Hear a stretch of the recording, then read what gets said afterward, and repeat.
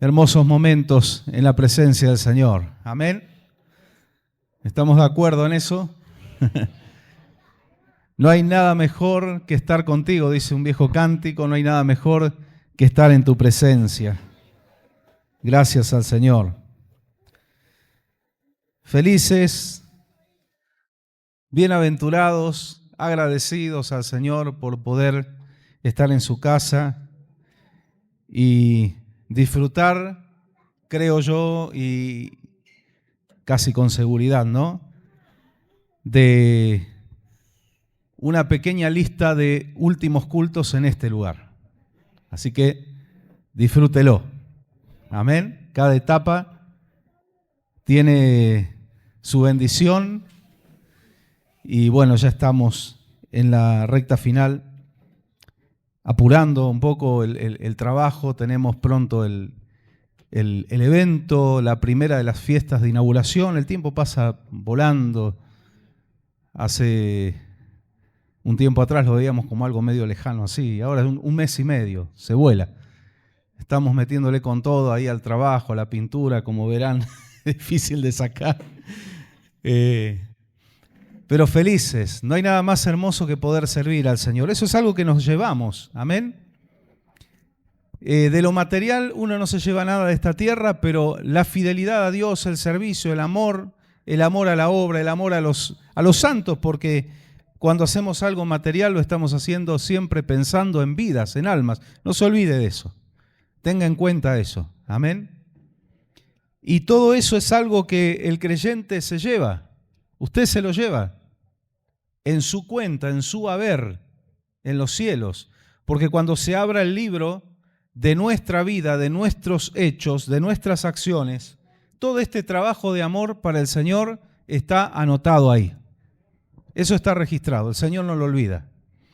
Y hay recompensa, gracias hermano, hay recompensa en los cielos, pero también en la tierra. Amén, también. También hay bendición de Dios en la tierra.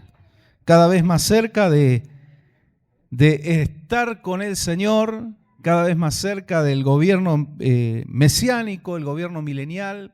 Cada día falta menos. Cada día falta menos para que su iglesia sea arrebatada en las nubes, en el aire, como Pablo se lo profetizó y se lo reveló a los tesalonicenses y por supuesto a todos nosotros, a toda la iglesia de Cristo. Así que, pero con la mirada puesta en el horizonte, no somos de aquellos que dicen, bueno, Cristo viene pronto, no hagamos más nada. Nunca el Señor mandó a estar paralizados. Lo que Él quiere es que cuando Él venga nos halle haciéndolo así. ¿Así cómo? Sirviendo, trabajando, sabiendo que Cristo viene, pero no paralizándonos. ¿Amén? No paralizándonos, sino avanzando. Estuvimos viendo las características del gobierno de Jesús, cómo va a ser su reino, su gobierno.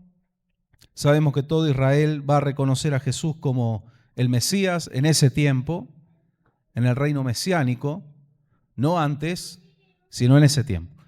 Pero en ese tiempo estoy hablando de la totalidad de Israel, porque como ya lo hemos hablado muchas veces, ya hoy hay muchos judíos que Jesucristo se les está revelando. Muchos de ellos tienen la experiencia que tuvo Saulo de Tarso. Directamente Cristo se les revela y de un momento a otro le derriba todos los argumentos que ellos tenían. Uno de los argumentos muy fuertes que tienen los rabinos para descartar a Cristo como Mesías, y así le enseñan a sus discípulos, es de que Jesús vino a contradecir la ley, de que Jesús vino a abrogar la ley, de que Jesús estaba en contra de la Torá. Entonces, eso hace que el judío rechace automáticamente a Jesús. Pero cuando el Espíritu Santo empieza a obrar y un judío empieza a leer la Biblia y empieza a leer el Nuevo Testamento, que es la parte que ellos no tienen, y se da cuenta que las enseñanzas de Jesús nunca contradijeron la ley. Jamás. Al contrario, Jesús cumplió con la ley, nació en la ley. Jesucristo nació en la ley. Por eso fue, como decíamos, circuncidado, presentado en el templo, celebraba las fiestas, celebraba las Pascuas. Y Jesús jamás mandó a contradecir la ley. Lo que Él atacó fue la enseñanza de los fariseos, que si hay 613 mandamientos de Dios, los fariseos tenían más de 2000. Y decía Jesús, ustedes ponen cargas, fíjense que no habla de Moisés, dice ustedes, ponen cargas en los hombres que ustedes ni con un dedo la llevan. Imagínese usted cuando se levanta, lo primero que hace, usted se va a higienizar, va al baño, se lava la cara, se lava las manos, jabón, toalla, se lava los dientes, qué sé yo, se da una ducha, como sea, y sale a hacer su trabajo. Imagínese, si usted tuviera que obedecer todos los mandatos, ya de entrada tendría que tener una jarrita en el lavatorio y con la mano derecha llenar esa jarra y lavarse la mano izquierda y luego con la mano izquierda llenar la jarra y lavarse la mano derecha y hacer eso 7 veces. Y eso que recién empieza el día. Es inviable. Usted tendría que levantarse a las 2 de la mañana para poder llegar a tiempo al trabajo o a la escuela. Y eso es una de las cosas. Ellos inventaron un montón de cosas que no están en la Torá, no están en la ley. Y esas cosas todavía las mantienen. Sí, cuando hablamos a veces del rabinato y de muchas costumbres, hay cosas muy buenas. Todo lo referente a lo que está escrito en la Biblia está buenísimo, pero hay un montón de cosas que ellos inventaron. Eso fue lo que Jesús, y de paso yo esto lo explico para que la iglesia lo sepa, Jesús nunca atacó la ley. En Mateo 5:17 él dijo que pueden pasar el cielo y la tierra, pero que no va a cambiar ni un punto de la ley. La gran diferencia es cómo el pueblo cristiano gentil cumple la ley. Decíamos, en los 10 mandamientos tenemos leyes espirituales, tenemos leyes morales que están vigentes, intactas al pie de la letra hoy. ¿Amén? Pero hay una ley ceremonial. ¿Y cómo se complementan las enseñanzas de Cristo? Cuando vemos toda la revelación que el Espíritu Santo trajo después en el libro de los Hechos, en las cartas de Pablo, en las cartas de Pedro, de Santiago, de Juan, se complementa la enseñanza. ¿Amén? Y vemos que lo ceremonial se cumplió en Cristo. Entonces nosotros no tenemos obligación de lo ceremonial, pero sí de lo moral y de lo espiritual. Pero lo ceremonial se cumplió en Cristo. Pablo dijo, primero, que el reino de los cielos no es cuestión de comida ni bebida, que no es cuestión de lunas nuevas ni días de reposo. ¿Sí? Ahora, los judíos de nacimiento, que son mesiánicos, sí tienen que seguir cumpliendo esas cosas. Yo lo expliqué el miércoles pasado, pero ya no como la salvación. Si hicieres esto, no, sino como una marca de diferencia que Dios puso en el pueblo de Israel. Es un sello distintivo, no para la salvación. El judío mesiánico entiende que no se salva guardando Shabbat o celebrando las fiestas, sino que Cristo es la salvación, la gracia, la salvación está completa en Cristo. Pero esas cosas, la Brit Milá, ¿sí? y todo lo demás, la Brit Milá es la circuncisión en el hombre, todo eso es un sello distintivo, no es para la salvación. Y esto tenemos que tener en cuenta, que a ellos, cuando usted ve las leyes y mandatos de Dios a Israel, le dijo, ¿qué le dijo? Esto es a perpetuidad, por todas las generaciones. Ellos entienden que ellos sí lo tienen que guardar como un sello de distinción. Pero cuando los judíos, porque el evangelio vino a Israel primero, al judío primeramente, el Mesías era judío, en nacionalidad, en la carne, era judío. Los primeros apóstoles, donde el Mesías Jesucristo vuelca toda la enseñanza, toda la sabiduría, todo el evangelio, eran judíos. Todos. Saulo de Tarso era judío. Entonces, cuando ellos, que están acostumbrados a cumplir todos los mandatos y las ceremonias, empiezan a ver que llegan al camino del Señor, llegan griegos, llegan gente de otras nacionalidades, y empieza a haber entre ellos mismos una disputa. ¿Qué hacemos con ellos? Algunos querían obligar. Usted lee el libro de los Hechos y se va a encontrar que había algunos, incluso de los apóstoles, que querían obligarnos a nosotros a hacer todo lo que ellos hacen. Pero ellos buscan la guía del Espíritu Santo, no sin conflictos, porque hay conflictos entre ellos. De hecho, hubo un conflicto muy fuerte entre Pablo y Pedro. Dos grandes hombres de Dios. Pedro como que entendía y no entendía, y de repente quería judaizar a los gentiles. Pero llegan a una determinación guiada por el Espíritu Santo que a los gentiles no se les puede imponer ninguna carga ritual ni ceremonial. Solo cuidarse de lo impuro. Nada más. Y cuidarse del pecado como todo creyente de toda nacionalidad tiene que hacer. Pero no imponer otra carga. En Cristo estáis vosotros completos, dijo el apóstol Pablo. Amén. Gloria al Señor. Así que ahora hay parte del pueblo de Israel que es salvo. Gloria a Dios, gracias al Señor, cada vez son más, pero todavía la mayoría rechaza a Cristo como el Mesías. Pero en ese tiempo, en el gobierno milenial, todo el pueblo de Israel será salvo, se va a cumplir lo que Pablo profetizó también en Romanos capítulo 11. Sí. ¿Puede un judío que acepta a Jesús como su Salvador dejar los ritos? ¿O si deja los ritos deja de ser judío?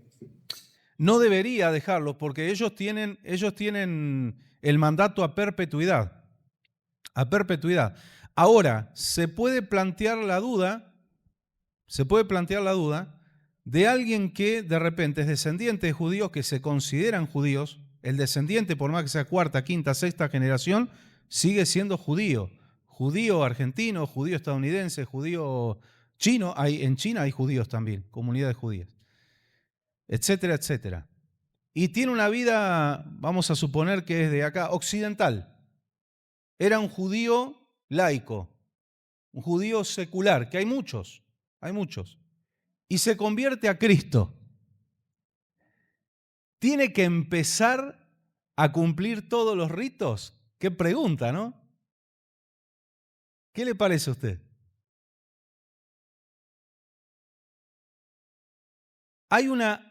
Sí. La conciencia. La conciencia es una de las leyes y hay otra ley. Cada uno cuando llega al camino del Señor, quédese como estaba. Quédese como estaba. Entonces yo creo que un judío que tuvo una vida secular y llega a Cristo, un judío que nunca celebró las fiestas sagradas, que no se circuncidó, lo cual es difícil porque la mayoría están circuncidados, hasta los seculares. Pero póngale que no respetaba ninguna ley. Llega a Cristo. Si usted me pregunta a mí, la pregunta que me hace Joel, yo creo que no está en obligación de empezar a celebrar fiestas porque ahora aceptó a Cristo. Ahora, si viene respetando de repente un judío ortodoxo, de la rama que sea, porque hay muchas ramas de los ortodoxos, se convierte a Cristo, venía celebrando las fiestas, y acá viene la pregunta de otra forma. ¿Debería dejar las fiestas porque conoció a Cristo? No. No. Porque él ya lo tiene incorporado. De todas maneras, el factor determinante de la salvación es Jesucristo. Amén. El que tiene a Cristo tiene la vida y el que no tiene a Cristo no tiene la vida. Ahí sí, por más que celebre toda la fiesta y tenga todas las marcas y sellos, si no tiene a Cristo, no es salvo. Eso es lo fundamental. Y todo lo otro entraría en la parte de lo secundario. ¿Sí? Bien. Después de... Sí. Mesiánicas en todo el mundo. Sí. Jerusalén, por ejemplo, Israel, son judíos, digamos, que aceptaron al Señor, Sí. pero guardan Shabbat. Sí. Y está perfecto. Por esto de la perpetuidad, también del pacto perpetuo que hizo Dios con ellos. Exacto, porque ellos venían guardando de antes todo eso y ahora conocen a Cristo. Entonces no eliminaron las fiestas, no eliminaron sus costumbres, las costumbres establecidas por la Torá, no por los fariseos. Eso es otra historia, ¿no? Tenemos que separar esto. Ellos siguen celebrando y está bien que así lo hagan. Yo he visto algunos videos, están buenísimos los cultos de ellos también, son re entretenidos, ¿no? Como todo, como los nuestros también, pero ellos, es llamativo ver cómo ellos predican de Jesucristo, hablan del Ruach HaKodesh, que es el Espíritu Santo, pero de repente ellos están en el culto con el talit, los hombres con la kipa, y de repente celebran Sukkot, y cuando termina la fiesta de Sukkot, que es una semana, ellos agregan un día más de Simchat Torah, que es disfrutar, agradecer por la ley. Y ellos van, como hacemos nosotros en alguna fiesta, acá hacemos el trencito, bueno, ellos hacen eso con los rollos de la ley y van celebrando que el Señor les entregó su palabra. ¿Tiene algo de malo eso? En absoluto, al contrario. Porque la Biblia nos manda a gozarnos en la ley de Dios. Usted lee el Salmo 119. El capítulo más largo de la Biblia habla de la ley de Dios, todo el capítulo. Habla de gozarnos, de deleitarnos, de al ir a dormir meditar en la ley de Dios. Entonces está buenísimo eso. Está buenísimo. ¿Ahora nosotros tenemos la obligación de hacerlo? No. ¿Tenemos prohibición de hacerlo si quisiéramos alguna vez? Tampoco. Libertad en Cristo Jesús. Libertad en Cristo Jesús. De hecho, ya les dije, todos nosotros, por lo menos lo que está asegurado en la Biblia es que la fiesta del Sukkot la vamos a celebrar durante 1000 años. 1000 fiestas de Sukkot. Todos nosotros. Amén. Porque todas las naciones en el reinado milenial, en el reinado mesiánico, tendrán que subir a Jerusalén a celebrar Sukkot, pero van a ser los mejores Sukkot de la historia. Porque imagínense, ir a celebrar con el Mesías ahí, en cuerpo presente. Hablaba, no, decía de la conciencia, porque todo es tan personal, ¿no? Porque de repente el Señor puede intentar de una manera a un judío y pedirle algo. Sí, ha pasado. Pedirle, hacerle sentir que tiene que hacerlo así, Sí. ¿no? Y bueno, ¿Cómo obra el Espíritu Santo? hablar de la conciencia es, no sé si, bueno, un ejemplo así sencillo tal vez. Hablando del cristianismo, ¿no? De que a algunos por ahí les es pecado comer una morcilla. Bueno, no la comen. Que no coma, no hay problema. Pero a otros no le hace nada. Decir, como un cerdo, no sé, una morcilla. Claro, no afecta en nada en lo espiritual. Lo único que hay una diferenciación que hace el apóstol Pablo, que dice que el que todavía se mide su espiritualidad por la comida, hay una diferencia. Pablo lo llaman los débiles espirituales. Y a nosotros que entendemos la libertad en Cristo en cuanto a los alimentos, dice ustedes que son más fuertes o más maduros en la fe, entiendan al débil espiritual. Entiéndanlo. Por eso generalmente el que es más maduro en la fe entiende al otro, pero no es comprendido por el otro. Porque el que suele pasar, que el que dice, no, comer morcilla está mal porque dice que de ahogado y de sangre, ¿sí?, no hay que comer. Si te ve a vos comiendo morcilla, te condena. La mayoría te condenan, te mandan al infierno. Bueno, ¿qué va a ser? Problema de ellos, pero nosotros a ellos los entendemos, ¿sí? Ahora, algo que vos decías, Susi. Hay judíos que, de esto hay testimonios, hay casos, judíos que eran seculares, pero cuando se encuentran con Cristo, escuchen bien estos casos, cuando reciben a Cristo, renace en ellos la identidad israelita. Y sienten que tienen que empezar a celebrar las fiestas y a cumplir con la Torá. Tienen ese sentir en su corazón. Y uno puede decir, ¿será el diablo que...? No, el diablo no te va a hacer sentir cumplir la ley de Dios, olvídate. Más bien todo lo contrario. Pero fíjense, hay casos así, Ellos tenían una vida secular. Cuando conocen a Cristo se reencuentran con su identidad judía. Impresionante. Por eso el Espíritu Santo obra como quiere. Obra como quiere. Y en tanto no haya algo que esté en contra de la ley de Dios, no hay problema. No hay problema. Que no haya nada que esté en contra de lo que Dios ha dictaminado. En eso Dios nos ha dado libertad. Amén. Tenemos que entender como maduros en la fe esas cosas. Pero esos casos sí son curiosos, pero sucede así. Se encontraron con Cristo, se reencontraron con su identidad. Hemos visto algunos testimonios de judíos estadounidenses que les pasó eso. De hecho, tenían una vida bastante mundana en la universidad. Se mordieron en la banquina, se fueron al pasto, se metieron en las drogas, se metieron en un montón de cosas, pero de repente son tocados por el Señor, alguien les habló de Cristo, ellos empiezan a conocer a Jesús y de repente se encuentran con esa identidad de decir, che, yo soy israelita, yo tendría que estar guardando estas cosas. Aceptan a Cristo y empiezan a vivir una vida en Cristo, una vida espiritual, pero además se encuentran con todo lo que la ley indica, la Torá indica, y lo disfrutan.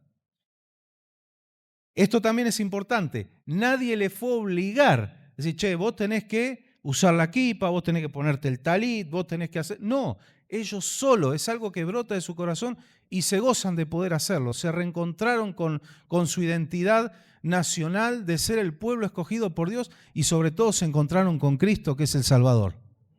Gloria a Dios. ¿Qué haríamos nosotros? No, vos no tenés que ponerte el talit porque vos... No, déjelo.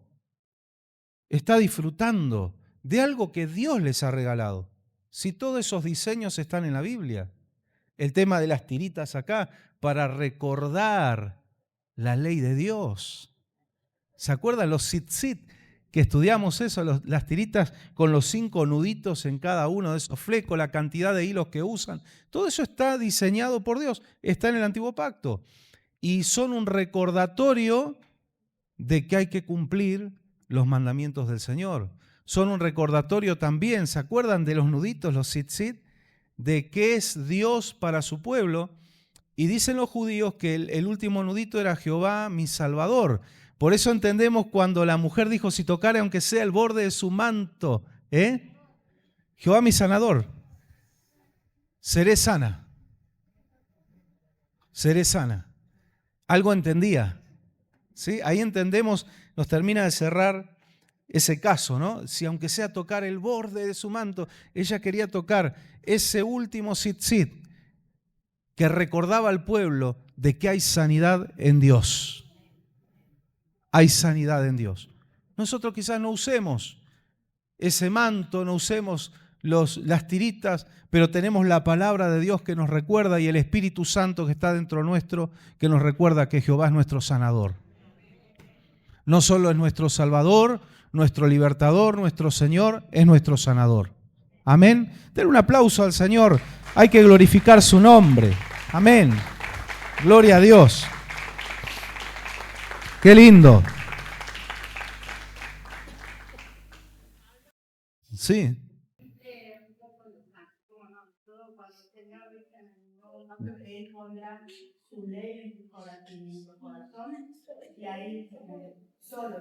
Sí, tiene que ver con eso, que no es algo que alguien te obligó, sino que realmente como que Dios te marcó su ley acá. Por eso yo hago esta comparación cuando vino la ley en el Sinaí y vino con fuego y vino con truenos y quedó grabada en piedras. Pero cuando vino, fíjense que en Pentecostés los judíos celebran la entrega de la ley en el Sinaí. Y el pueblo cristiano que celebra la venida del Espíritu Santo que sucedió en esa fiesta, donde pasa lo mismo, pero esta vez Dios imprime la ley del amor, la ley de Cristo, no en piedras, en nuestros corazones, a través del Espíritu Santo. Entonces, y de hecho nosotros, ¿por qué estamos acá? Ese es un ejemplo. Nuestras vidas son un ejemplo. Nadie nos puso un arma en la cabeza, ustedes tienen que ir a la iglesia o si no, no cobran el sueldo a fin de mes. No, estamos acá porque el Señor hizo que eso naciera. El Espíritu Santo es el que convence al hombre de pecado. Amén. Y estamos acá no porque alguien nos impuso, sino que estamos a gusto acá. ¿Cuántos pueden decir, estoy a gusto en tu casa, Señor? Qué lindo. Gloria a Dios. Dale un aplauso a Él. Estamos a gusto. Y también eso, hablando del milenio, tiene un significado profético que justamente habla del reino milenial. Cuando Cristo venga a su nación, a Israel, por eso dice que todo el pueblo automáticamente lo va a reconocer como Mesías, que dice que ese va a ser el tiempo donde Él va a imprimir las leyes en sus corazones y no va a hacer falta que nadie, dice, no va a hacer falta que nadie le diga a su hermano, ¿no? Sino que automáticamente van a decir, este es el Mesías. El que esperamos, el que rechazamos, nos equivocamos, pero ahora lo estamos reconociendo. Amén. Es así, las palabras tienen un significado y una aplicación actual, puntual para nosotros, pero tiene un rebote en el tiempo de un significado profético. Hay muchas palabras así. Por ejemplo, lo que relata Daniel, lo que profetiza Daniel, que luego sucedió con el imperio griego, con Antíoco Epífanes, sin embargo, es un reflejo de lo que va a pasar con el anticristo. ¿Y por qué? Porque Antíoco Epífanes tenía el espíritu del anticristo. Y la palabra del Señor nos dice que ese espíritu ya está en todo lo que se ponga en contra de Dios, todo el que se ponga en contra del pueblo de Israel. Veíamos las noticias, más de o casi 60 naciones se alinearon en contra de Israel. Ahí está el espíritu del anticristo. El que le disparó y asesinó a Charlie Kirk, ahí está el espíritu del anticristo. Los que odian todo lo que nosotros representamos, todos los valores morales y espirituales del cristianismo, no debaten, matan. Cuando ven que no pueden ganar los debates, matan. ¿Sí? Ahí está el espíritu del anticristo. Claro. Es que ahí tenés un ejemplo, es una nación libre, pero está esa persecución. Que si te pueden limpiar, te limpian. Pastor, ¿puede que el anticristo ya esté? Puede, sí, puede ser. No está en funciones, pero puede, eso lo hemos pensado, meditado aquí. Puede que ya esté, que sea joven, puede que ya esté ahí en las sombras, que sea alguien de los que está en las esferas de poder. Puede que esté, sí, es verdad. Es posible. Ahora nos preparamos para nuestro encuentro con Cristo. Con Cristo. Amén. Gloria al Señor. Así como el Señor 30 años tuvo, Sí. recién empezó su ministerio, aproximadamente los 30, puede ser que el anticristo también, que es el gran farsante imitador, haga algo así. Es muy probable porque es un imitador. Y justamente el anticristo es como que cumple la función de Cristo. O sea, es un impostor. La función de Cristo, y el falso profeta viene a imitar la función del Espíritu Santo. ¿Qué hace el Espíritu Santo? Glorifica a Jesucristo.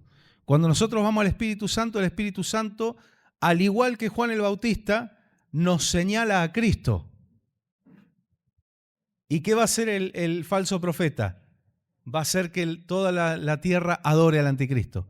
El dragón, que es el que infunde la vida y respalda a estos dos personajes, es Satanás, la serpiente antigua.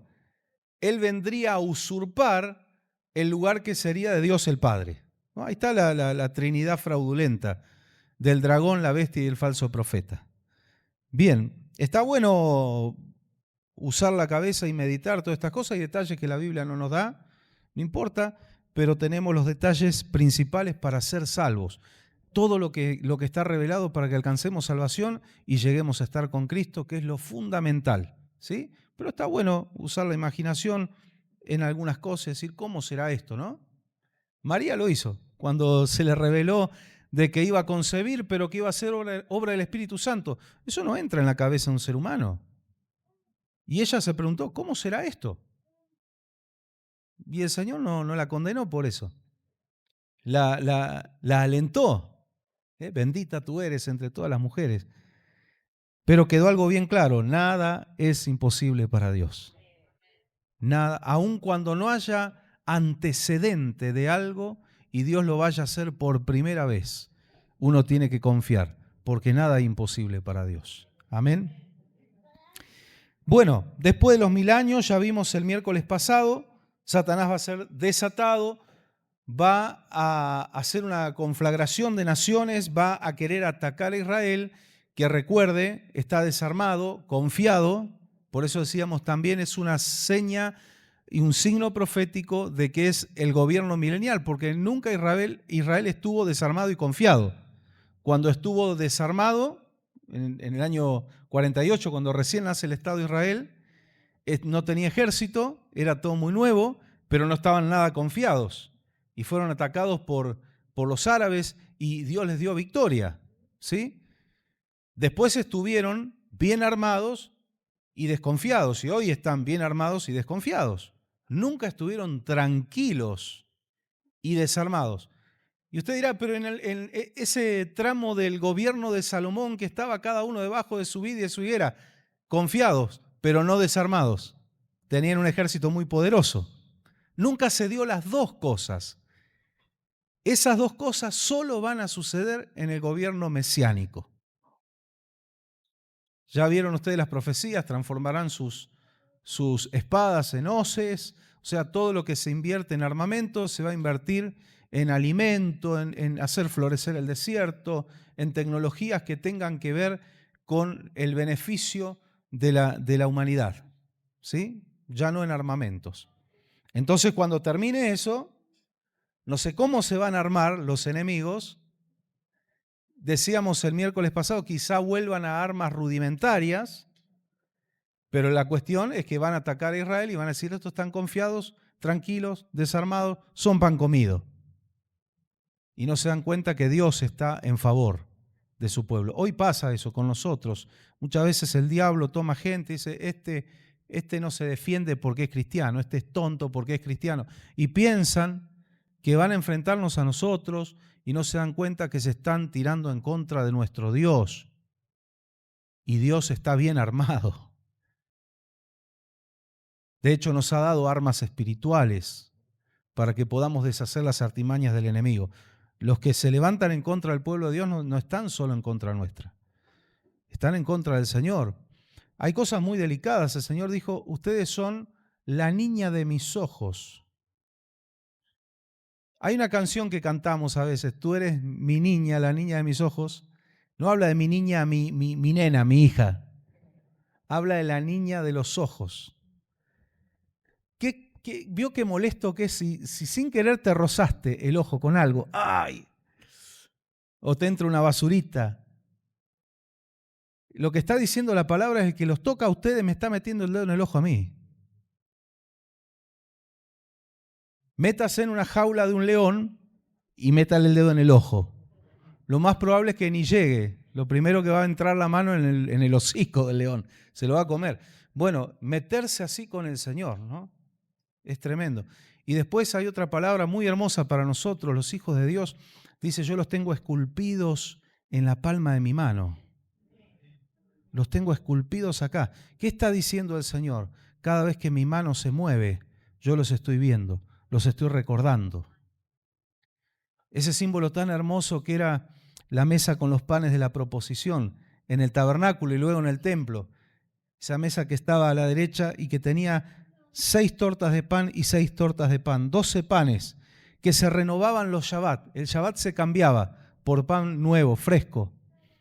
Y dice que esas tortas de pan tenían un símbolo. Cada una de las 12 tribus de Israel, el 12 era simbólico. Había alimento para todo el pueblo de Dios todos los días. Y cuando llegaba el Shabbat venía una renovación. ¿Y el Shabbat qué es? Era el día del Señor. Hoy para nosotros leemos Hebreos y vemos que todos los días tenemos que buscar a Dios, pero nosotros tenemos, y cada iglesia tiene sus días de encuentro, iglesias que tienen martes y jueves, iglesias que tienen domingos y miércoles como nosotros, iglesias que tienen los sábados, no importa eso. Ahora dice que puede ser cualquier día, pero hay un día de convocatoria. Fíjese cómo lo simbólico hoy se hace realidad en lo espiritual. Había una renovación del alimento en Shabbat. Y cuando nosotros venimos a la casa del Señor, ya sea un miércoles o un domingo o un sábado, los jóvenes, ¿qué pasa con nuestras vidas? Nos renovamos en Dios. Hay pan fresco de Dios. Hay alimento fresco del Señor para nuestras vidas. Amén. ¿Y el resto de los días faltaba el pan en la mesa? No, estaba ahí. El resto de los días siga leyendo la Biblia, siga orando, siga teniendo comunión con el Señor. Pero cada encuentro en su casa hay una renovación. Amén. ¿Cuántas cosas lindas tenemos para aprender? Seguimos con esto. El diablo, usted ya sabe, ya lo leímos el miércoles pasado, no pasa por el trono blanco. Porque la Biblia dice que él ya fue juzgado, ya fue condenado desde antes de la fundación del mundo. Directo al lago de fuego y azufre, leíamos en Apocalipsis capítulo 20, donde ya están la bestia y el falso profeta, que usted ya sabe cuándo fueron echados ahí, al principio del milenio, en la batalla de Armagedón. Después del milenio, Satanás sale de la prisión, de abajo, reúne a las naciones en contra de Israel, en contra de Jesucristo, en contra de nosotros que vamos a estar ahí, con cuerpos glorificados, gracias al Señor, y trata de, dice que, vio cómo lo grafica la Biblia, va a ser como si fuera una inundación, una invasión así, un nubarrón de enemigos, pero el Señor va a pelear por nosotros, va a pelear por su pueblo y va a quedar solamente en un intento, nada más. Al lago de fuego con el diablo. Y después de ese evento, ¿qué es lo que sucede? La resurrección, la segunda resurrección, que es la resurrección de los impíos. Lo había profetizado Jesús en Juan 5:29, habló de las dos resurrecciones, de los salvos y los impíos. ¿Quién lo puede leer? Juan 5:29, ahí Jesús lo profetizó.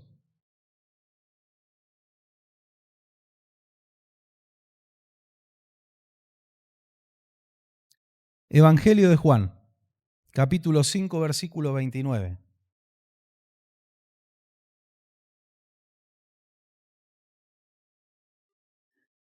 Perdón, ¿puede leer el 28 también? 28 y 29.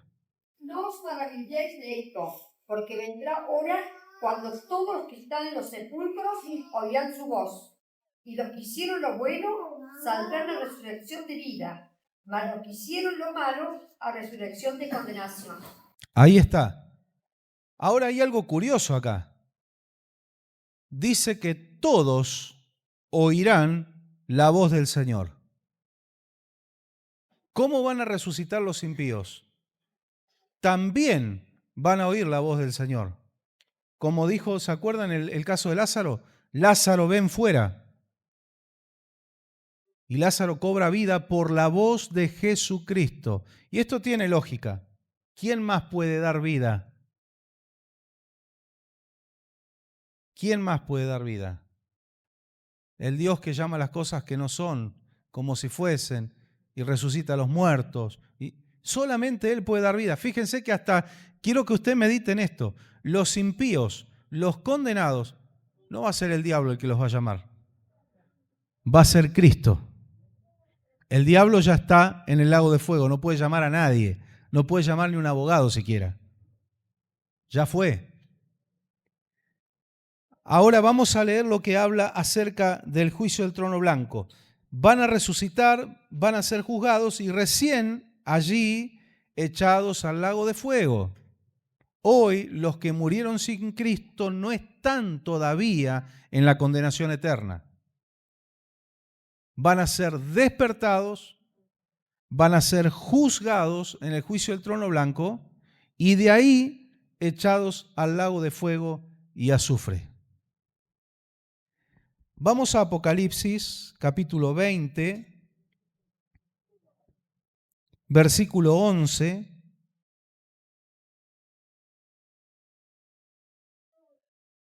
Y vamos a ver algunos detalles en consideración respecto a este pasaje y al juicio del trono blanco. Apocalipsis 20, 11 dice: luego vi un gran trono blanco y a alguien que estaba sentado en él. De su presencia huyeron la tierra y el cielo sin dejar rastro alguno. Guarde esto en su memoria. De su presencia huyeron el cielo y la tierra. Hay una forma poética de expresar la gran hecatombe que va a haber, la explosión y la desaparición de lo que es la Tierra y todo el sistema. No sabemos si todo el sistema solar o toda la Vía Láctea al cual pertenece el sistema solar. No sabemos a cuánto va a abarcar. Eso no está revelado y sinceramente no me importa demasiado. Apocalipsis lo dice de una forma poética, huyeron de la presencia del Señor. Luego Pedro, lo vamos a leer, explica lo que pasó. Están reservados para el fuego, van a ser quemados, ¿sí? Y dice el versículo 12, vi también a los muertos grandes y pequeños. Grandes y pequeños habla de importancia, no de edades. Los niños son inocentes, no son juzgados por Dios. Por la ley de la conciencia, justamente, no disciernen todavía como una persona más grande el bien y el mal. Acá puede haber una discusión de días enteros de decir, ¿a qué edad se pierde? No, eso no lo dictaminamos nosotros. El Señor lo conoce, no es en todos igual. Hay algunos niñitos que tienen 7 años y siguen siendo re inocentes, y hay niños que tienen 6 años y andan con un arma en la cintura, y si te tienen que pegar un plomazo te lo pegan. Eso ya perdieron la inocencia. Lamentablemente, la contaminación del diablo en la raza humana está llegando tan abajo en las franjas de edades. Por eso, seamos sabios. Cada vez más los contenidos infantiles están contaminados por la élite mundial. Antes, contenidos perversos alcanzaban hasta la juventud y quizás hasta la adolescencia. Hoy están metiendo basura en la mayoría, es lamentable esto, pero la mayoría de los contenidos infantiles, lo que consumen niñitos chiquititos, casi bebés. Más que nunca el pueblo de Dios tiene que estar atento y levantar los muros de protección. Y esto no es conspiranoia, esto no es tener fobias, no. Cuando empezamos a analizar las porquerías que hoy hacen para niños, cánticos con adoración a demonios, muñequitos que son demonios. Yo no me iría a dormir con un satanacito de peluche, ni a palo. No es que le tenga miedo, pero tampoco le tengo simpatía. ¿Me entiende? Bueno, pero eso están haciendo con nuestros niños. Y yo no quiero decirlo, a ver, los hijos de los creyentes se van a endemoniar. No sé. No todos los casos. Pero en el mejor de los casos hay influencias satánicas que están trabajando y luego no sabemos por qué ciertos comportamientos. Primero, los contenidos. El diablo está cada vez más descarado. Usted sabe qué era Disney. Disney es la pronunciación correcta para nosotros. Y era el ratón Mickey, era, no sé, el pato Donald. Hoy en día hay contenido LGTB de Disney. El cual era un personaje, ya era un personaje medio siniestro. Tiene el Club 33 en uno de sus parques, que es un club de masonería y todo ese tipo de cosas. Sí. Todos estos elementos, por ejemplo, los muñequitos, que son tan evidentes, quizás no puedan causar un daño a nuestros hijos, pero sí perturban. Perturba, sí. Muchísimo. Sí, sí. Hay que tener en cuenta. Y aparte no es nada de eso en la casa. Nada. Son anatemas. Cuando uno, a veces, puede pasar que en la inocencia, en el descuido, se puede filtrar algo de esto. Hay tanto hoy que es medio difícil estar atajando todo, ¿no? Pero una vez que nos enteramos, se convierte en un anatema. Anatema es algo maldito, ¿sí? Algo aborrecible para el Señor. Hay que sacar el anatema de la casa y orar por nuestros hijos. Tengo tenido en los dibujos, pero también héroes. Sí. Que el único héroe de Batman, el hombre araña y todo eso, yo leía un contenido donde una nena decía que ella, para ella, el héroe de ella era Dios.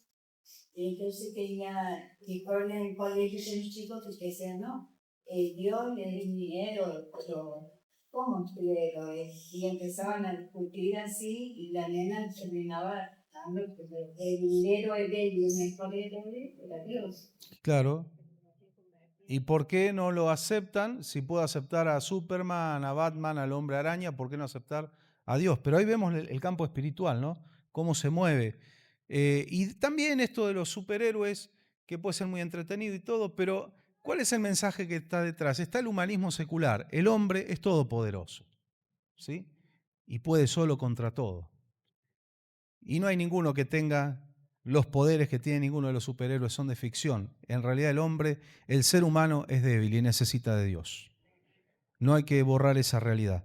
Entonces, volviendo aquí a la palabra, cuando dice grandes y pequeños, se está refiriendo a niveles de importancia, ¿sí? De importancia. Pero ven cómo se desprenden temas también que son importantes, vale la redundancia, para el pueblo de Dios, ¿no? Poder meditar en esto. Y dice que estaban de pie delante del trono y se abrieron unos libros, ¿sí? Plural. Y luego otro, que es el libro de la vida. El libro de la vida es como un registro de salvación. El que está ahí es salvo. El que no está ahí no es salvo. El que está ahí es salvo, el que no está ahí no es salvo. Pero el otro libro de nuestros hechos, donde también se evalúan los hechos. No es que por la gracia no se tiene en cuenta lo que hacemos. Por eso Jesús dijo, ahí lo que leímos recién en Juan 5:29, lo que Jesús dijo es que los que hicieron el mal a condenación y los que hicieron, o sea, nuestros hechos son importantes. No para ser salvos, sino porque somos salvos. Eso es lo que hay que entender.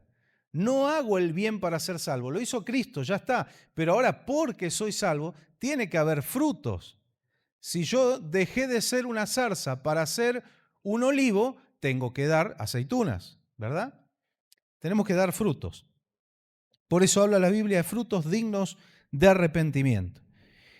Y dice, los muertos fueron juzgados según lo que habían hecho, se va a evaluar, conforme a lo que estaba escrito en los libros. Y el mar devolvió sus muertos, la muerte y sus dominios devolvieron los suyos. Entonces cada uno fue juzgado según lo que había hecho. ¿Sí?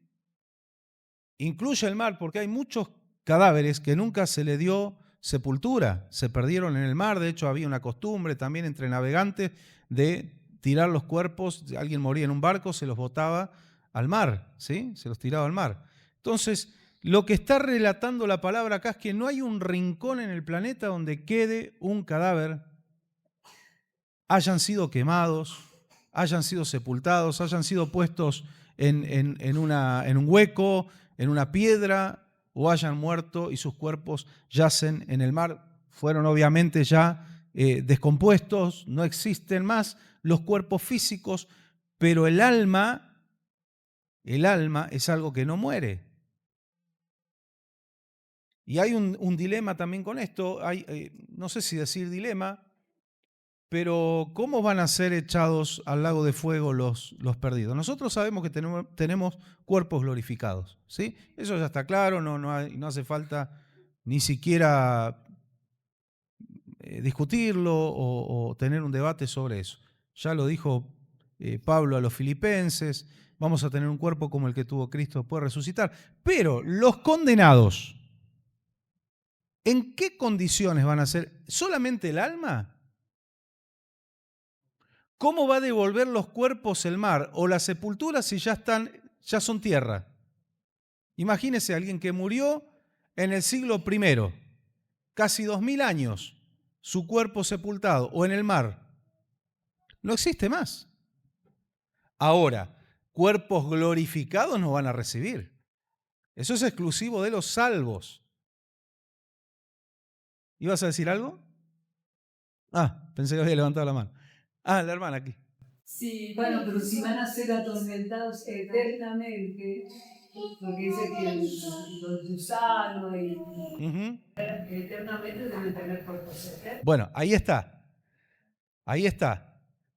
Quizás no cuerpos glorificados como los nuestros, pero un cuerpo yo creo que van a recibir, porque hay un detalle. Lo que habla del gusano de ellos nunca muere y demás, pero hay otro detalle. Jesús, cuando le habla a su pueblo, a sus discípulos, se viene persecución y Él los prepara y les dice, no teman a los que pueden matar el cuerpo. No tengan miedo a alguien que te amenaza y dice, rechazá tu fe en Cristo si no te vamos a matar. Solo el cuerpo pueden tocar, no tu alma.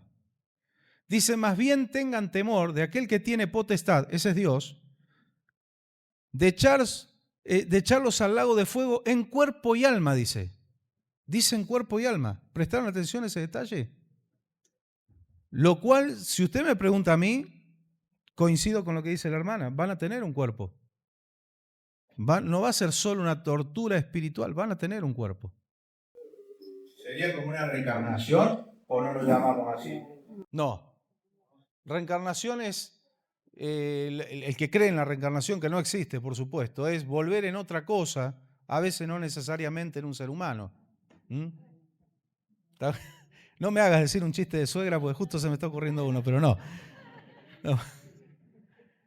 Aquella que dijo, bueno, lo voy a decir, que ya está. Aquella que dijo, ay, me encantan los colores de la serpiente, a mí me gustaría volver a una serpiente, y el yerno le dice, no se vale repetir, suegra, le dice. No se vale repetir. Bueno, algunos, ¿vieron los hindúes? ¿Por qué la vaca es sagrada y las ratas? Qué poca fe que tienen, ¿no? Con la reencarnación. Pues dice, la vaca puede ser un ser querido, un antepasado tuyo que reencarnó en una vaca o en una rata. Y un montón de gente que pasa hambre, pero las ratas tienen templos con columnas de mármol y grandes tazones así en el piso con leche, y están todas las ratas tomando leche.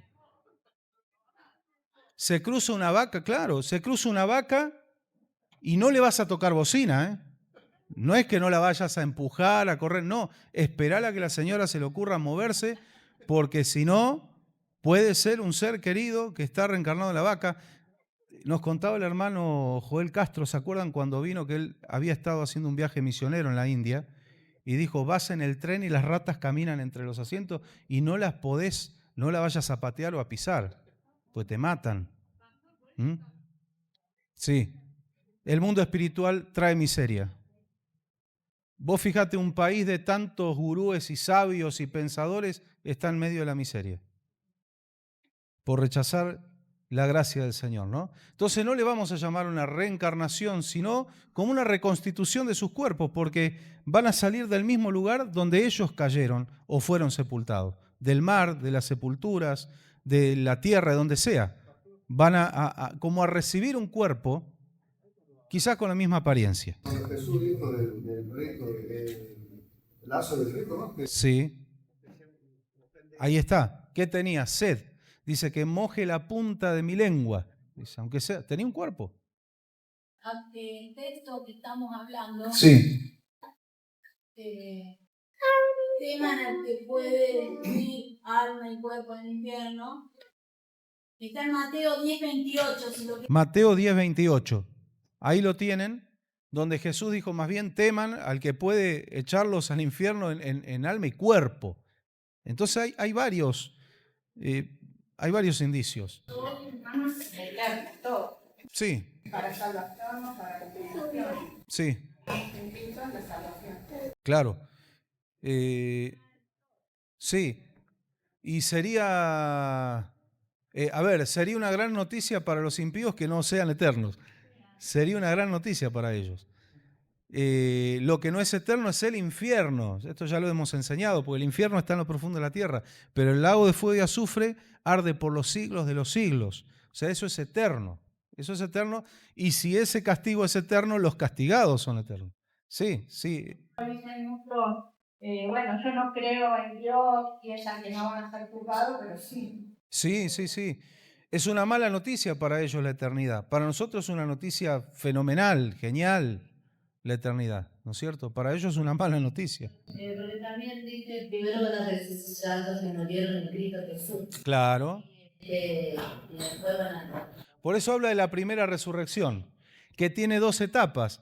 La primera cuando sucede el arrebatamiento, la segunda cuando comienza el milenio, que lo leímos el miércoles pasado, y ahí los que murieron guardando la fe en Cristo, porque se va a salvar un grupo de gente no en el milenio, en los 7 años de la tribulación y gran tribulación, se va a salvar un grupo de gente y no van a permitir que le pongan la marca, no van a adorar a la bestia, van a ser decapitados, y dice, cuando Cristo establece su gobierno milenial, los resucita y reinan con él y junto con nosotros.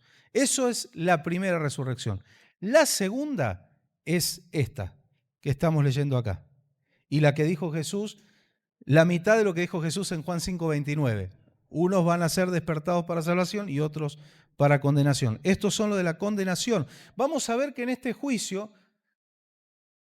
aparentemente, pareciera que puede haber de los dos, que puede haber de los salvos y de los perdidos, porque dice bienaventurados. Bueno, vamos a seguir leyendo, miren. Dice, los muertos fueron juzgados según lo que habían hecho, conforme a lo que estaba escrito en los libros. Versículo 13, el mar devolvió sus muertos, la muerte y sus dominios, la muerte es un espíritu, y sus dominios devolvieron los suyos, o las muertes y el Hades, dice, es un espíritu, el Hades. Entonces cada uno fue juzgado según lo que había hecho. La muerte y el Hades, o las muertes y sus dominios, fueron arrojados al lago de fuego. Si la muerte fuera solo una ley de Dios o un suceso, no podría ser arrojado al lago de fuego. No va el castigo eterno o al cielo un suceso, un episodio. Va una persona, o va un espíritu, o va un ángel caído. Cuando nos dice que la muerte y el Hades, o la muerte y sus dominios, son arrojados al lago de fuego, son espíritus. Y de hecho lo vamos a ver en 1 Corintios 15, que es el último enemigo en ser aplastado por el Señor y condenado. Y dice, este lago de fuego es la muerte segunda. Aquel cuyo nombre no estaba escrito en el libro de la vida era arrojado al lago de fuego. Entonces, uno puede pensar, si desprende este versículo de todo el contexto, puede ser entonces ahí que había salvos y perdidos. Y el que no estaba en el libro de la vida fue al lago de fuego. No habrá ningún salvo en el juicio del trono blanco. Los salvos pasamos por el tribunal de Cristo. Ningún salvo. ¿Cómo lo descubrimos? Cuando vemos las instancias anteriores. Cuando vemos por dónde pasan los salvos.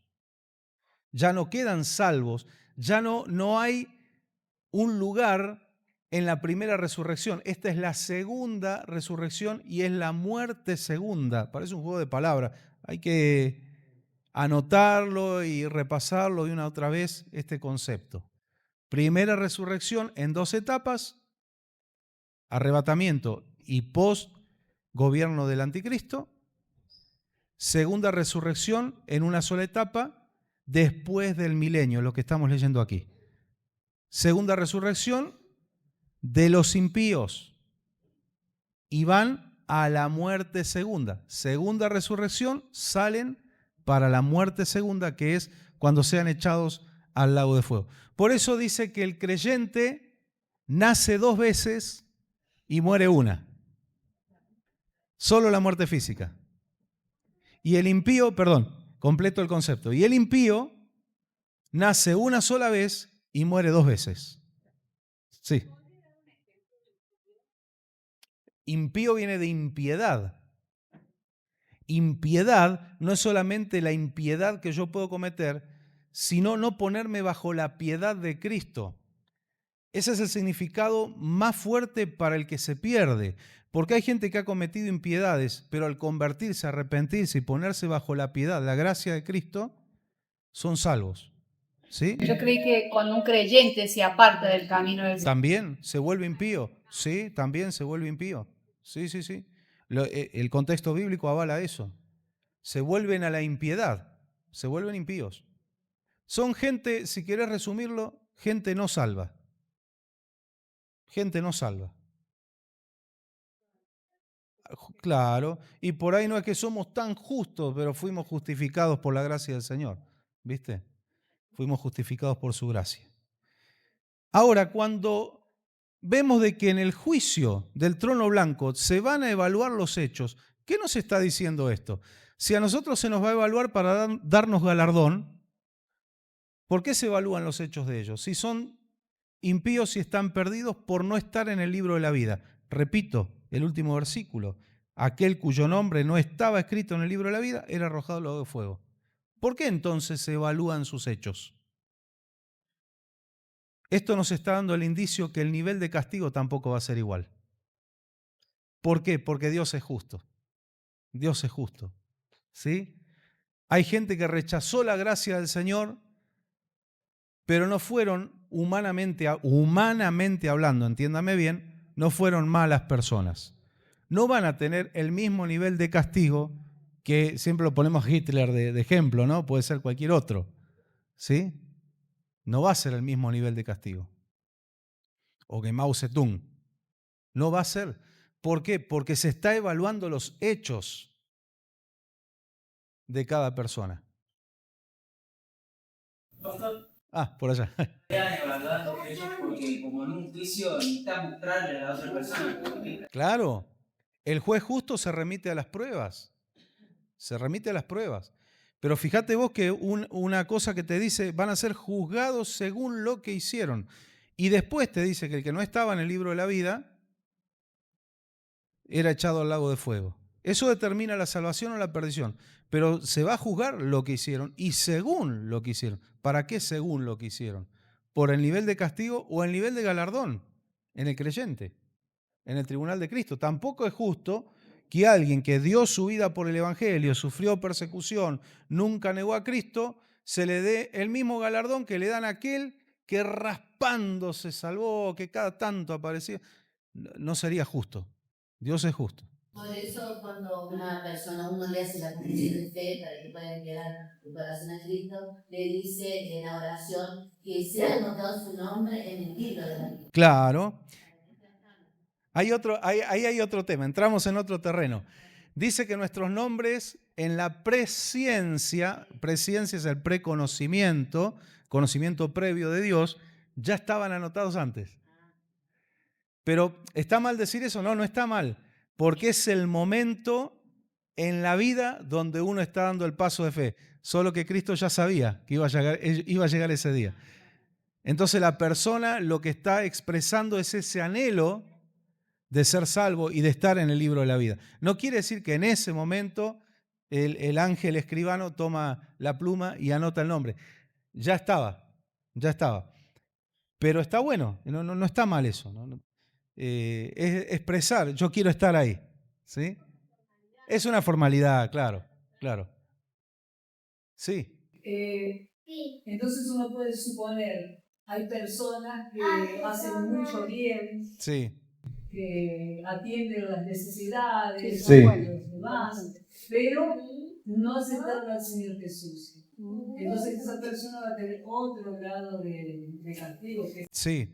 el Señor, pero no por sus hechos. Claro, igual, el castigo más barato es caro.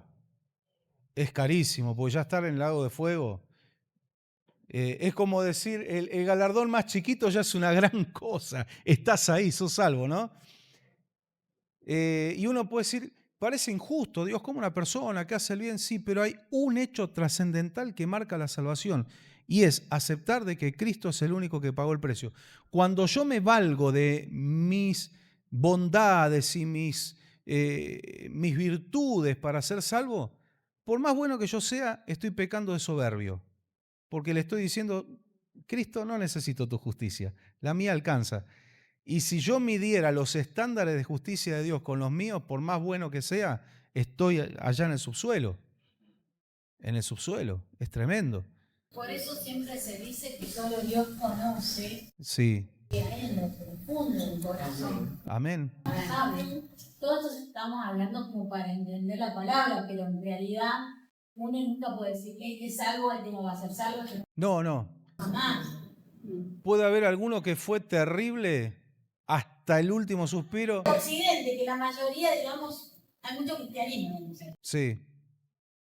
Y por ahí en el último suspiro el tipo entregó la vida al Señor, se arrepintió y ya el Señor lo salvó, no hace falta mucho tiempo, ¿no?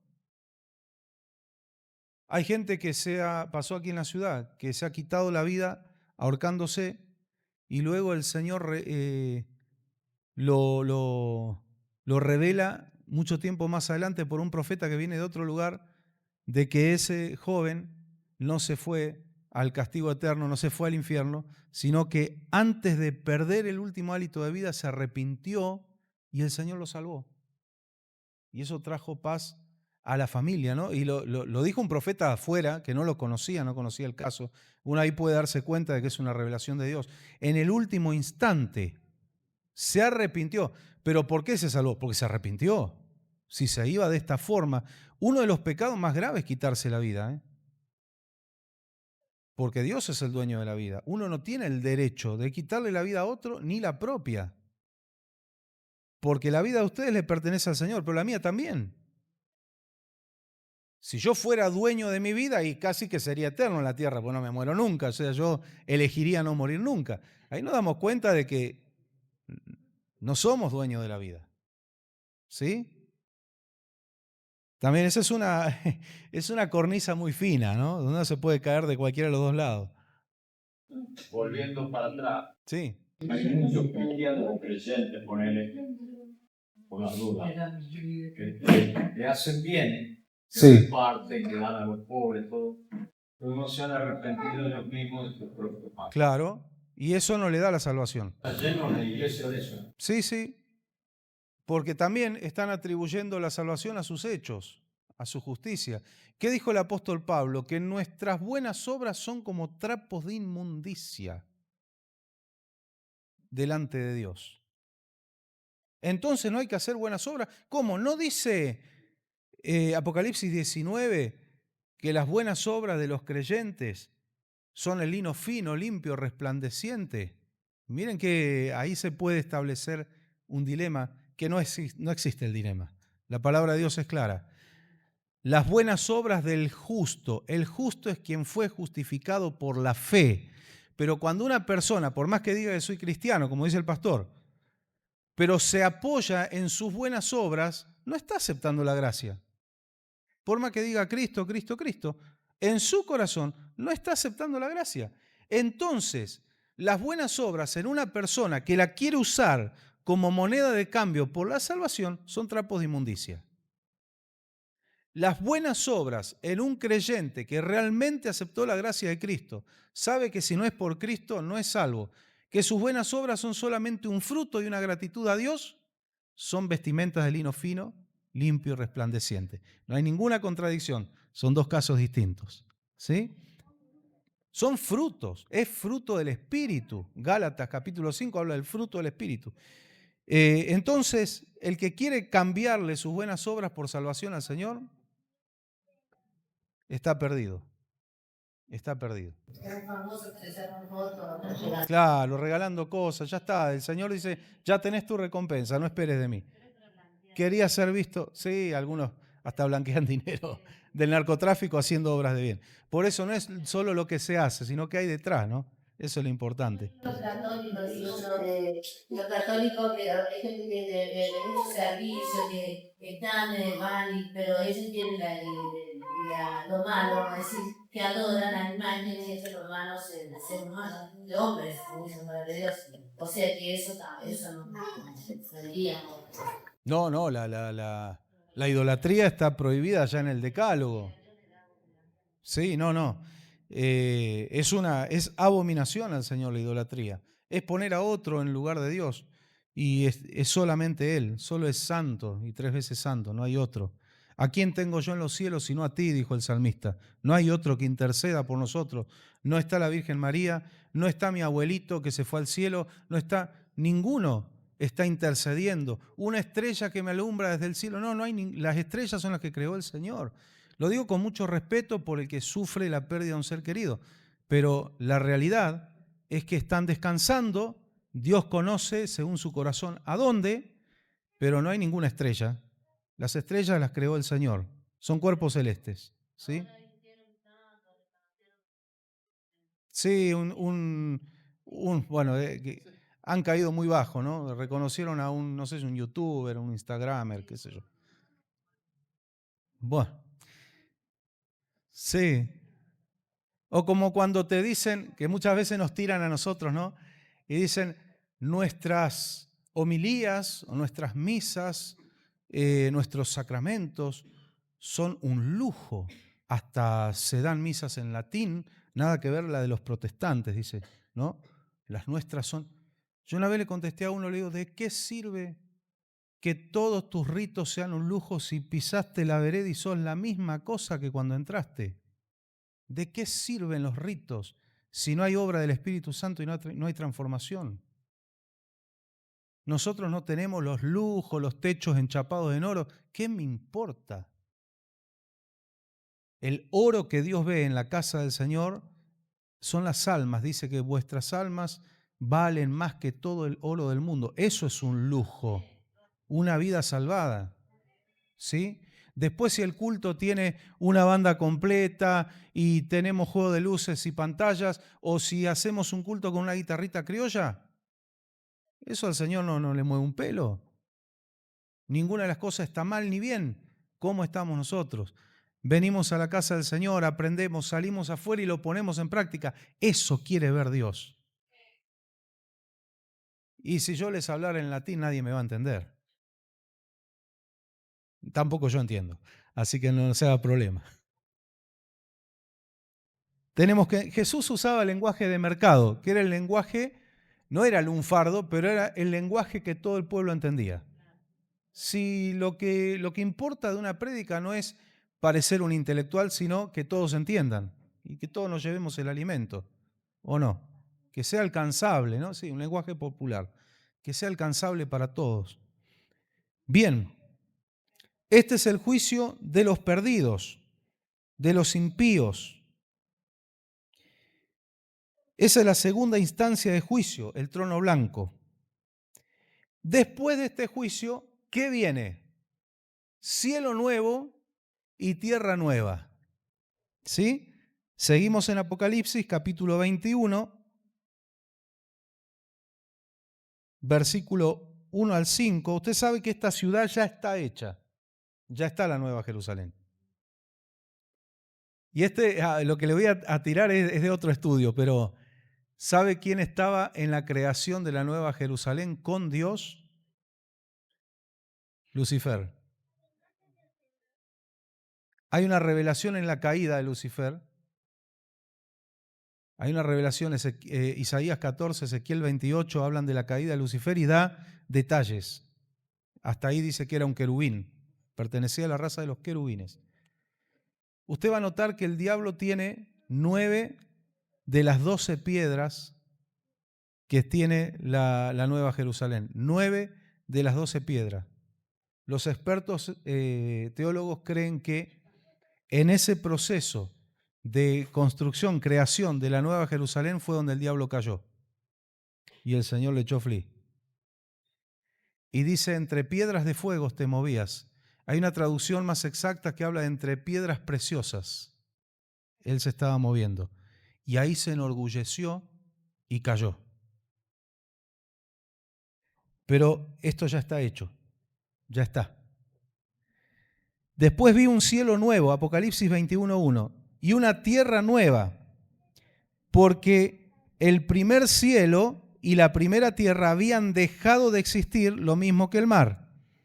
Vi además la ciudad santa, la Nueva Jerusalén, que bajaba del cielo, procedente de Dios, preparada como una novia, hermosamente vestida para su prometido. Una ciudad bellísima. Después usted puede seguir leyendo las características. Hermosa. Ahí no va a tener problemas de baches en las calles ni nada por el estilo. Sí. Dice, bajaba del cielo. Bajaba del cielo. Ahí hay otra. ¿La nueva va a ser acá? No, en el tercer cielo. ¿Y por qué no dice subía? No, no viene de abajo. Ese es un misterio. Es un misterio. Pero no está acá. No es acá. Porque el juicio del trono blanco se da en el trono de Dios. Y la Biblia declara que el trono de Dios está en el tercer cielo, que el río que trae sanidad a las naciones sale del trono de Dios. Esto es en el tercer cielo. Hay un misterio acá. Y por eso desciende. Ahí quiero ir. Vamos a ir lentamente porque esto es medio complicado. Yo me pregunté lo mismo. Si está en el tercer cielo, ¿de dónde baja? ¿De dónde baja? Hay un libro, no quiero dar nada por sentado, pero les voy a dar la información. Hay un libro que, según se cree en el siglo I, los creyentes lo tenían como un libro canónico y no se incluyó en la Biblia porque se perdió, que es el libro de Enoc. El libro de Enoc es mencionado por Judas. En la carta de Judas se menciona y se cita el libro de Enoc como palabra y revelación de Dios. Y el libro de Enoc habla y coincide en que el trono de Dios está en el tercer cielo. Pero escuchen esto, acá viene el dato. El libro de Enoc declara que hay 10 cielos.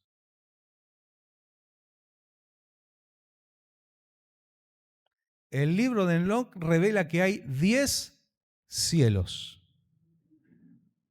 Cuando Cristo sube, no dice cuántos, dice atravesando los cielos.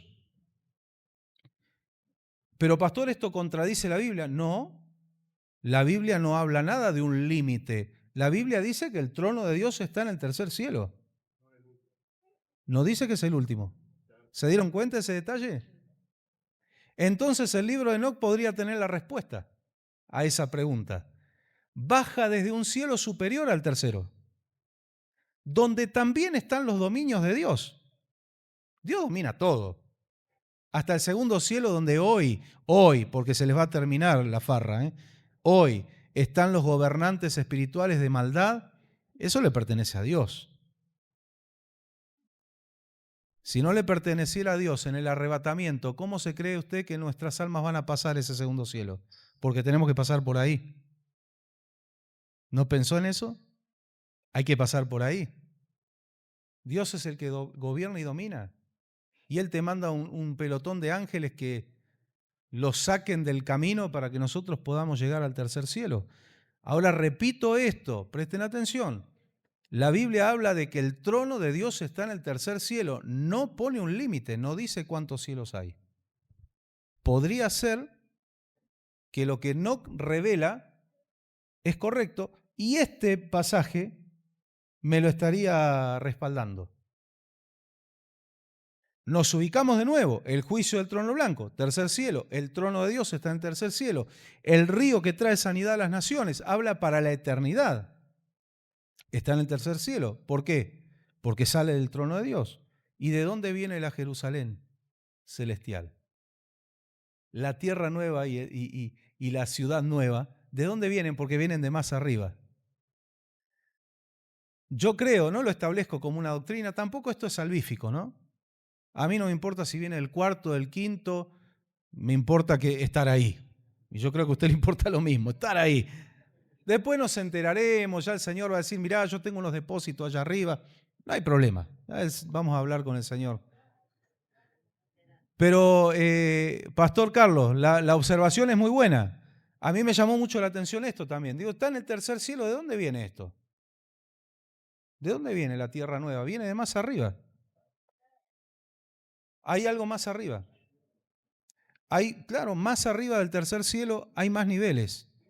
Hay más niveles. Porque baja. Nunca el Señor trae de abajo, siempre trae de arriba, ¿no? Gloria al Señor.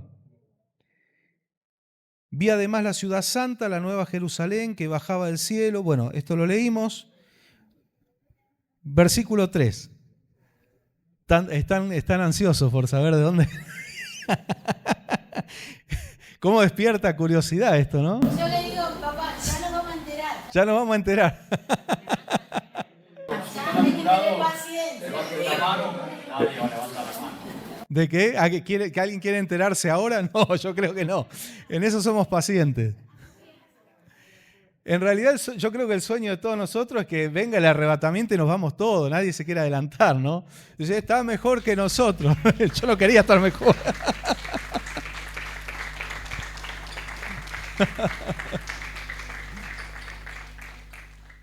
Vio que es así, es verdad. El que partió en realidad está mejor que nosotros. Pero uno dice, bueno, gloria a Dios, yo no lo envidio, ¿no? Pablo lo resumió de esta forma, dijo, si vivo para Dios vivo y si muero para Dios muero, ¿no? Y el vivir es Cristo y el morir es ganancia. Fuera de broma, ¿no? El creyente no tiene por dónde perder. Y está el que por ahí te dicen, alguno que no cree en el Señor, dice, pero ustedes al final siempre son como zapatas, si no la ganan la empatan, ¿no? Y uno le dice, sí, con Cristo no hay como perder. No hay como perder. Por eso exclamó el Espíritu Santo a través de Pablo, dijo, ¿dónde está, oh muerte, tu aguijón? ¿Y dónde, oh sepulcro, tu victoria? ¿Dónde está, oh muerte, tu aguijón? ¿Y dónde, oh sepulcro, tu victoria? Fue derrotado por Cristo. No hay para perder. Esa Jerusalén no es a la que va a venir Cristo a gobernar. No. Cristo va a venir a gobernar en la Jerusalén actual. Obviamente, va a haber ahí una modificación, va a estar el tercer templo, va a estar hermosa la ciudad, sin duda, pero esa es la terrenal. Por eso el Señor dice que escoge de vuelta la Jerusalén actual para venir a reinar. Esta es la nueva para todos los salvos, la eterna, la eterna. Y noten el detalle que nos dice la nueva París, la nueva Buenos Aires, la nueva Londres, la nueva Jerusalén. Dios tiene algo con esa ciudad. Aún la terrenal, se nota que hay algo ahí. Y el diablo también tiene algo. Está re enojado el diablo con Jerusalén, porque le recuerda su derrota. Ahí padeció nuestro maestro. Ahí lo enjuiciaron a nuestro maestro. Y ahí resucitó nuestro maestro. Resucitó. Por eso el diablo le tiene tanta bronca a Israel y especialmente a Jerusalén. Le trae muy malos recuerdos. Muy malos recuerdos. Gloria al Señor.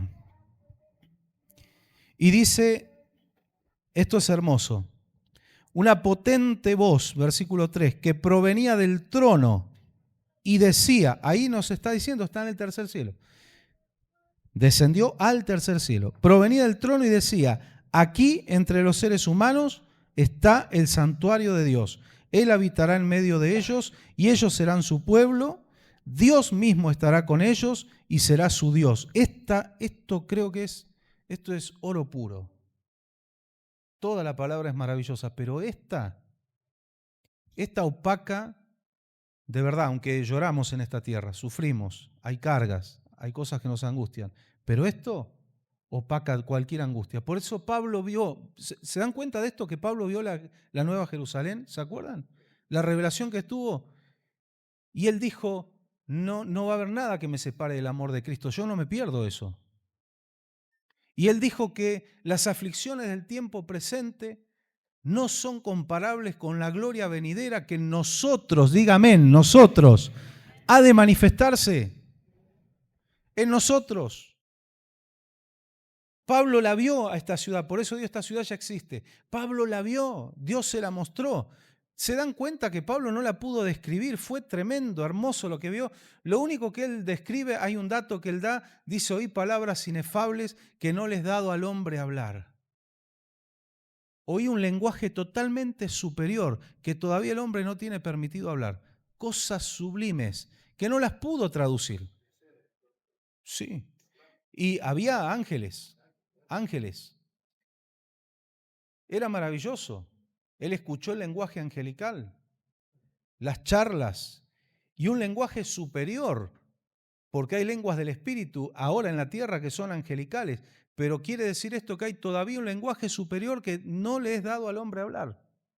Lo dice el apóstol Pablo. Claro, cuando él ve esto, dice que me maten, que me encarcelen, que me apedreen, pero para llegar ahí no me frena nadie. Ahora, ¿nosotros necesitamos ver en una visión la Nueva Jerusalén? No, no lo necesitamos. Ya el Espíritu Santo lo reveló, aunque a algunos en la actualidad Dios se lo sigue mostrando. Y si Dios se lo quiere mostrar a usted, ¿qué le parece? Algo maravilloso. Acá hay un texto maravilloso, el 10, que dice, me llevó en el espíritu a un monte grande y alto y me mostró la gran ciudad santa de Jerusalén que descendía del cielo. Ahí está. Sí. Claro, esa ciudad que le mostró, ¿quién es el profeta Ezequiel? Apocalipsis. Bueno, ahí está viendo esta ciudad gloriosa y se está refiriendo a la nueva Jerusalén, la que desciende del cielo. Miren lo que dicen, el Señor está entre nosotros. Imagínese usted, y va a ser mejor todavía, pero para que más o menos nos demos una idea, mire al que está al lado suyo, mire al que está atrás suyo. Es visible, es tangible. A ese nivel vamos a ver al Señor. Ya no por la fe. La fe no va a existir más. Se acabó la fe, se acabó la esperanza. ¿Pero por qué? ¿Porque todos perdieron la fe? ¿Perdimos la fe? No, porque no va a ser necesaria, va a estar todo cumplido. La Biblia dice, lo que ya tenemos, ¿para qué esperarlo? Por eso dice el apóstol Pablo, hay 3 cosas principales, la fe, la esperanza y el amor, pero la más sublime es el amor, porque la fe y la esperanza un día no van a ser necesarias. Desaparecen porque no van a ser necesarias. Como la medicina no va a ser necesaria. Miren, Él enjugará toda lágrima de sus ojos. Cuando usted esté sufriendo y derrame sus lágrimas, acuérdese de esto. Porque esto es lo que viene. Por más oscuro, por más que empeore una situación, nunca va a terminar en derrota, sino que nuestras situaciones van a terminar todas en esto. El Señor va a enjugar nuestras lágrimas. Eso es lo que quiere decir poéticamente, no va a haber lágrimas en el cielo. Lágrimas de angustia y de tristeza se acabaron. Yo sé que esto para la mente humana sin el Espíritu Santo es casi, yo le diría, es imposible de creer. Es utópico. Por eso tenemos que ser del Espíritu. El hombre espiritual discierne las cosas del Espíritu. Porque el Espíritu Santo toma del corazón de Dios y lo revela a nuestro espíritu. Y no estamos creyendo esto porque lo dijo el pastor Pablo, porque lo dijo un pastor en YouTube o en la televisión, sino porque tenemos convicción. Somos salvos por fe, por convicción. Primero lo escuchamos de alguien el mensaje, sí, pero luego nosotros conocimos al Señor. Es el proceso del encuentro con Dios. Es hermoso y es maravilloso y está bien detallado en la charla de Jesús con la samaritana.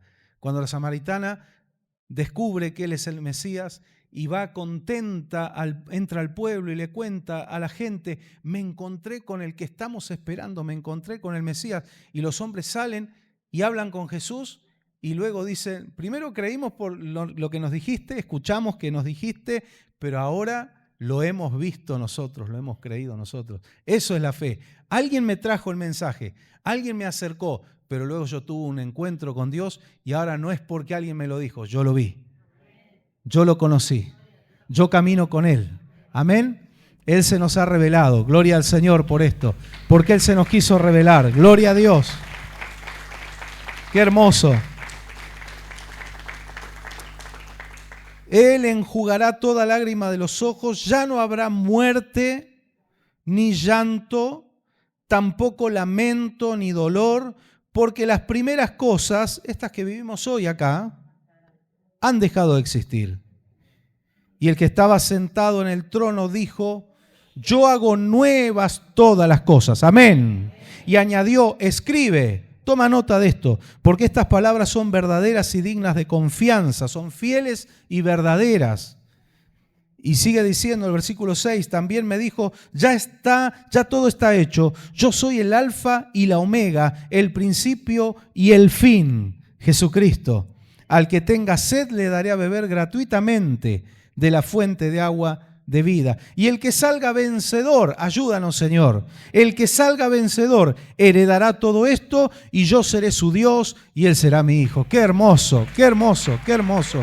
Gloria al Señor, gloria a Dios, gloria a Dios, gloria a Dios. Qué hermoso. Bendito sea el nombre de Jesús. Maravilloso, el Señor nos ayude.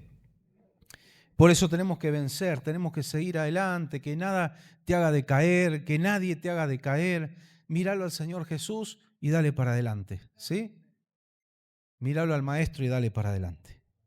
Puesto los ojos en Jesús, como dice Hebreos capítulo 12, el autor y consumador de la fe. Segunda de Pedro capítulo 3, ya vamos terminando. Segunda carta de Pedro capítulo 3.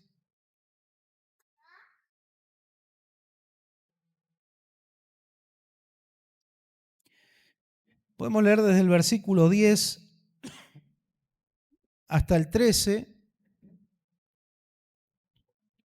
Podemos leer el 14 también. Segunda carta de Pedro, capítulo 3, versículo 10 dice, pero el día del Señor vendrá como un ladrón. En aquel día los cielos desaparecerán con un estruendo espantoso. Acaba de relatar, ya no poéticamente, como lo dice Apocalipsis, sino lo va a decir literalmente. Literalmente.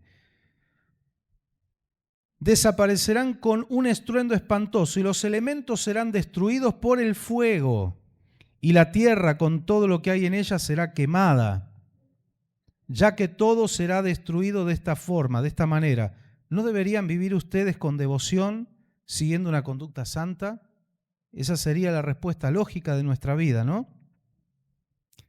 Y dice, y esperando ansiosamente la venida del día de Dios, ese día los cielos serán destruidos por el fuego, ahí lo dice nuevamente, y los elementos se derretirán con el calor de las llamas.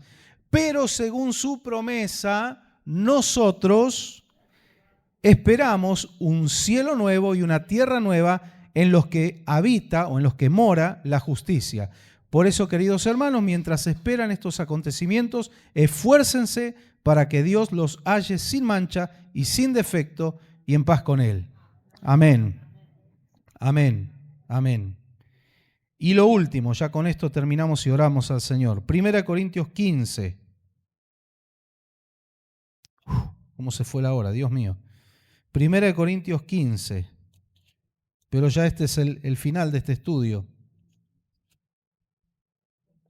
Versículos 24 al 26.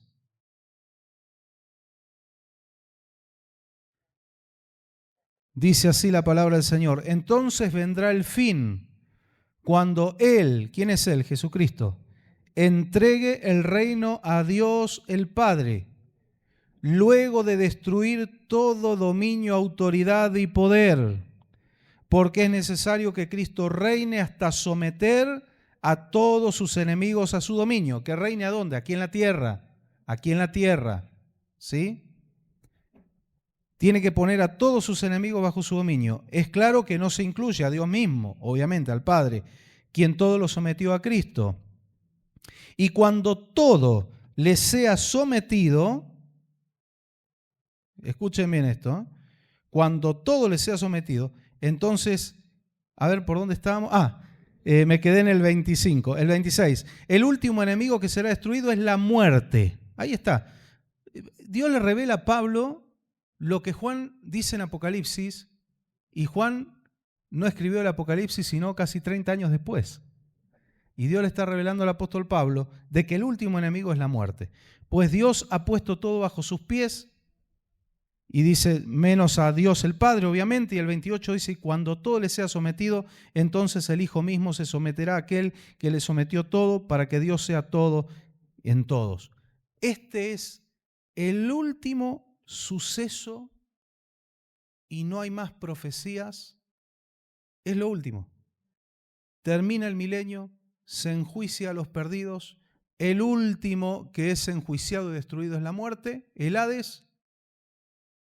Baja el cielo nuevo, la tierra nueva, ya fue destruida la tierra actual con todo el sistema. Empezamos a vivir en el cielo, en la Nueva Jerusalén, y Jesucristo dice, todo está hecho, y le entrega el mando al Padre. Es el último de los sucesos, la entrega del mando de Jesucristo a su Padre. Y de ahí en adelante, eternidad con ellos, con el Padre, con el Hijo y con el Espíritu Santo. Póngase de pie y damos gracias al Señor, gracias por el tiempo. Realmente vale el esfuerzo, unos minutos más, pero para que no nos quede nada colgado y podamos disfrutar de esta palabra, y esta palabra inyecte fe en nuestras vidas para seguir adelante. Señor, te adoramos, te agradecemos por esta hermosa noche junto con mis hermanos, mis hermanas, disfrutando de tu palabra. Y aunque en el presente enfrentando los desafíos, las luchas, las pruebas, pero también viendo tu mano de poder y de misericordia, teniendo victoria, pero sabiendo que un día se acabarán los problemas, las luchas, las lágrimas. Tú enjugarás toda lágrima. Señor, yo te pido que hoy, en tu misericordia, aquellos que están sufriendo, tú enjugues sus lágrimas. Tú les des una salida, tú les des sanidad, tú les des trabajo, tú les des victoria, libertad, liberación y sobre todas las cosas salvación a aquellos que no te conocen. Señor, bendecimos tu nombre y en tu nombre bendigo a este pueblo y a todos los que están mirando a través de las redes. En el nombre de Jesús. Amén. Gloria a Dios. Fuertes aplausos para nuestro Dios.